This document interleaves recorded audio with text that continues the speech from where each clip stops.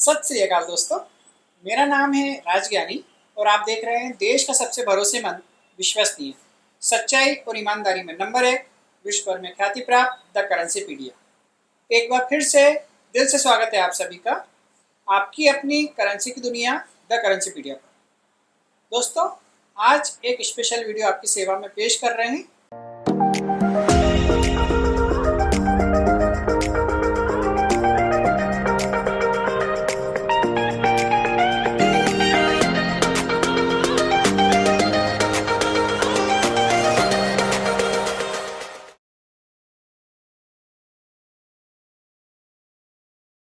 जब हम भोपाल गए थे कॉइन एग्जीबिशन में, वहाँ पर हमारी मुलाकात हुई थी अजय मेहता जी से।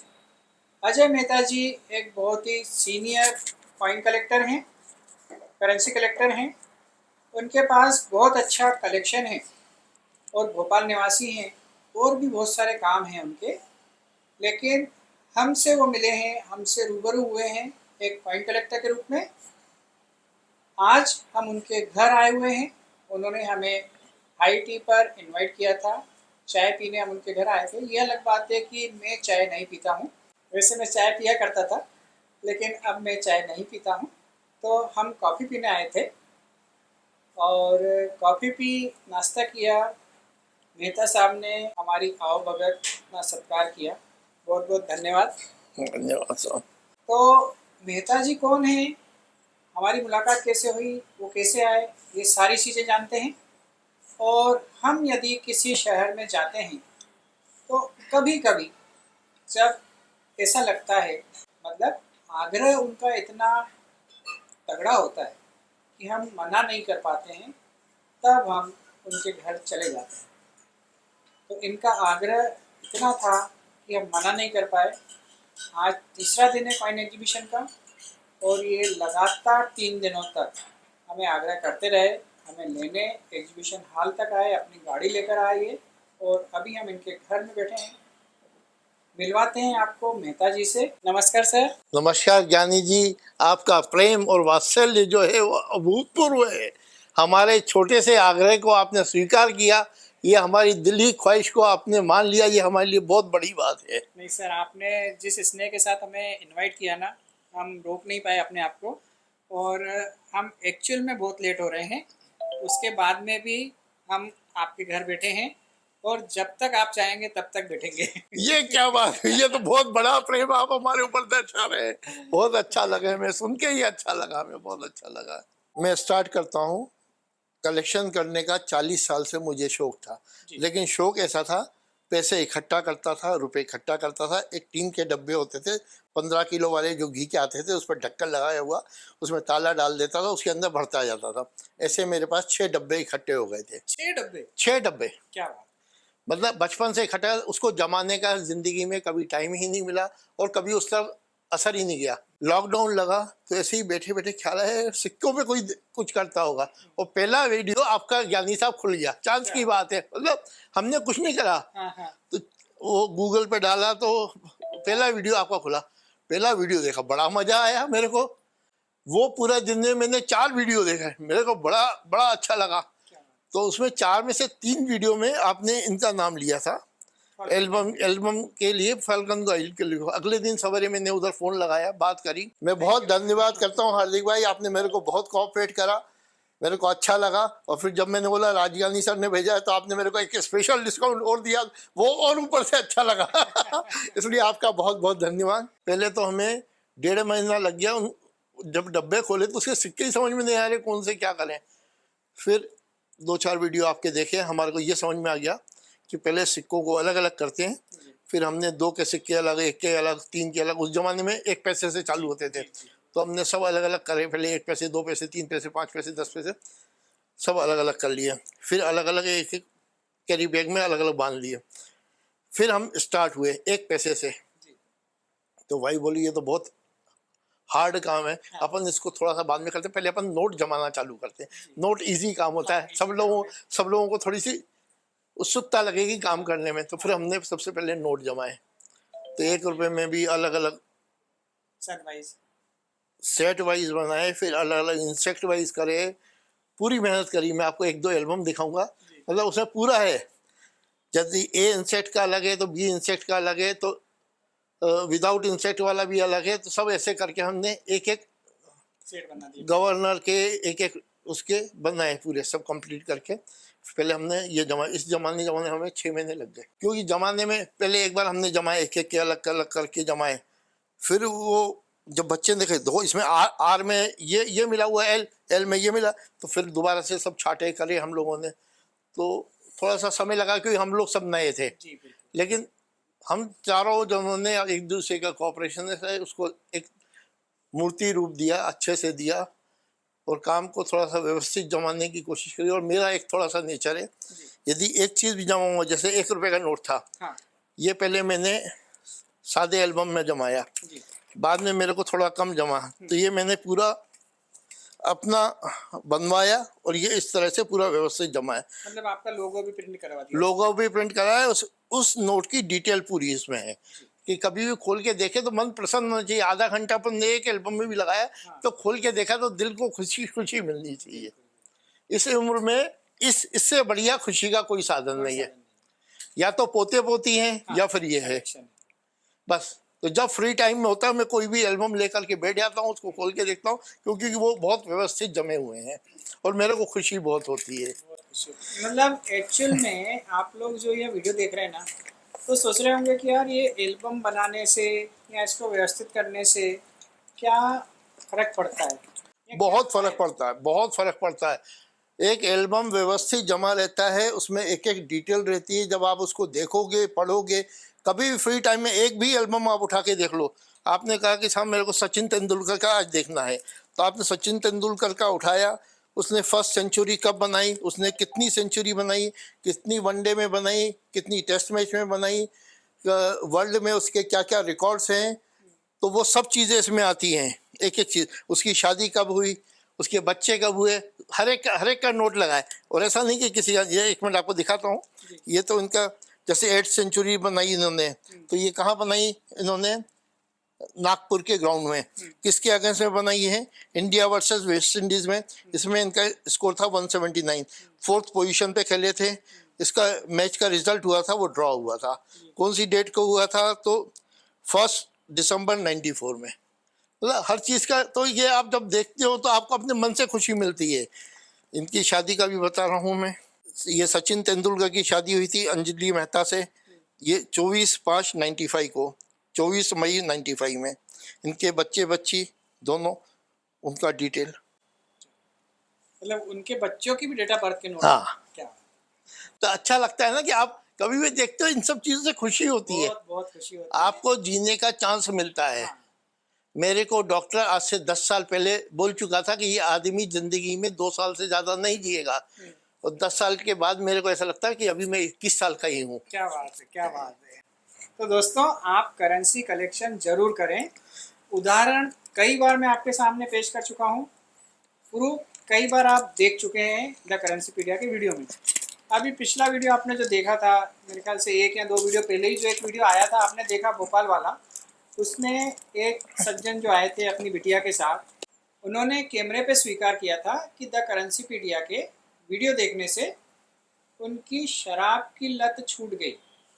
जो सुबह होते से ही शराब ले लेते थे हाथ में और पीना शुरू कर देते थे, उन्होंने वो लत छोड़ दी। ये कैमरे पे है, वीडियो में डला हुआ है, आपने देखा होगा। और उनके घर का हर एक सदस्य द करेंसीपीडिया को, राजज्ञानी को दुआ देने लग गया कि जो काम सालों से उनके मित्र, उनके रिश्तेदार, उनके डॉक्टर नहीं करवा पाए, वो द करेंसीपीडिया के वीडियोज़ ने कर दिखाया। तो बस आप ऐसे ही बने रहा करिए हमारे साथ, अपना प्यार दिया कीजिए। और ये सब ढेर सारा कलेक्शन, हम अगर इनका कलेक्शन दिखाने लगें तो शायद हम 4 घंटे का भी वीडियो बना लें, लेकिन इनका कलेक्शन पूरा नहीं होगा।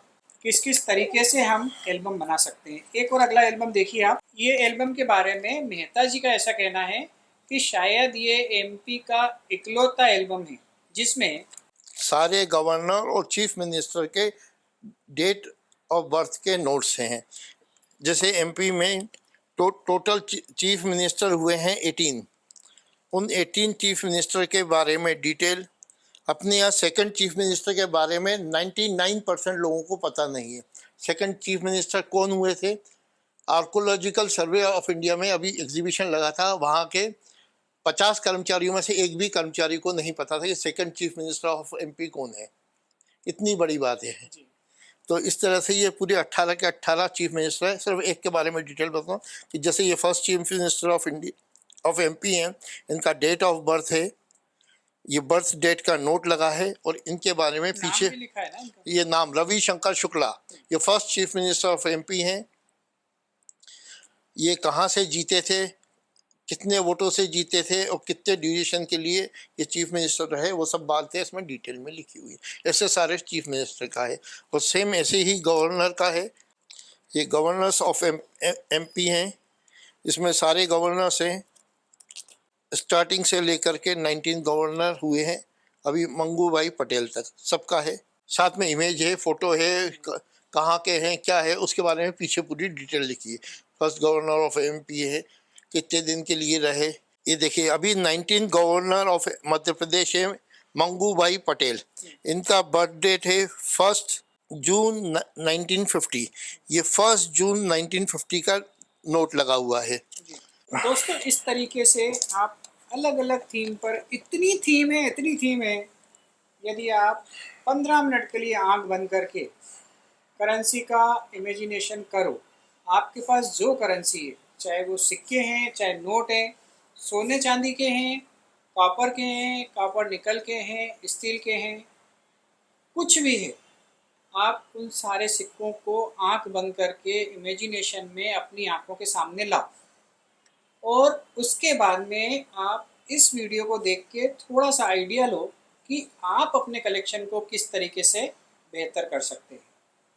हमारा प्रयास यही रहता है कि हम अलग अलग व्यक्तियों से मिलकर इस फील्ड के ज्ञाता हैं या जो इस फील्ड में नए भी हैं लेकिन उन्होंने कुछ नया काम किया, तो उनसे हम मिलते हैं, मुलाकात करते हैं और मुलाकात करने के बाद उनका वीडियो आपकी सेवा में पेश करते हैं।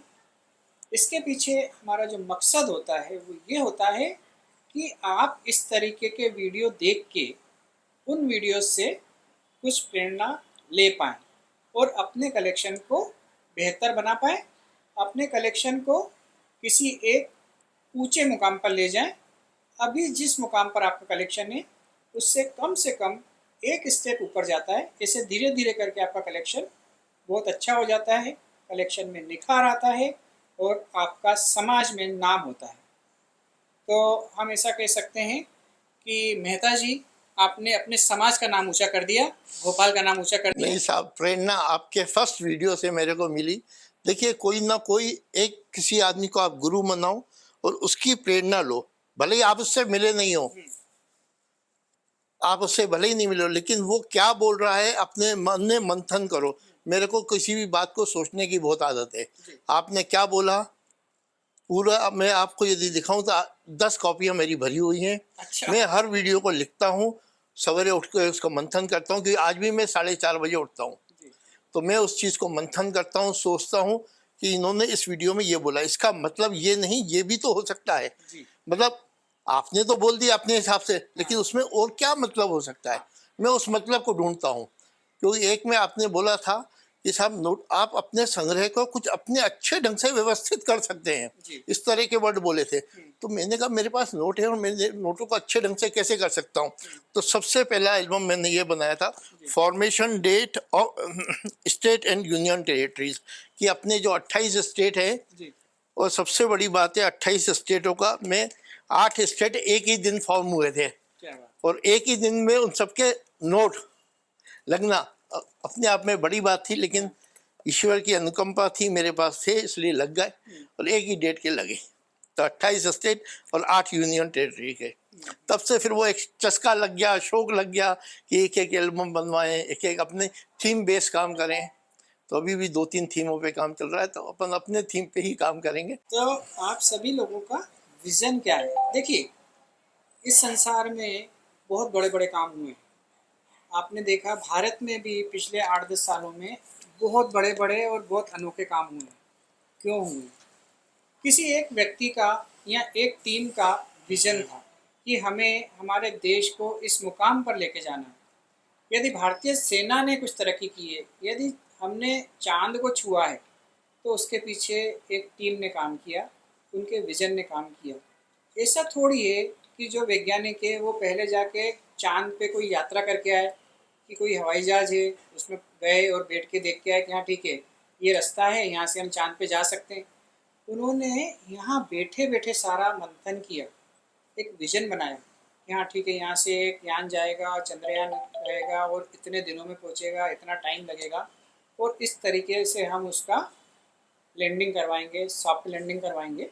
और वो सारी चीज़ें जब कागज़ पे आई, ऑन पेपर बोलते हैं उनको, जब वो on paper on table I, तो क्या क्या चीज़ें लगेगी, कैसे करेंगे, सारी प्लानिंग हुई और आज हम सफल हैं। चंद्रयान को हम लॉन्च कर चुके हैं चंद्रमा पे और पूरी दुनिया में हमारा नाम हो रहा है।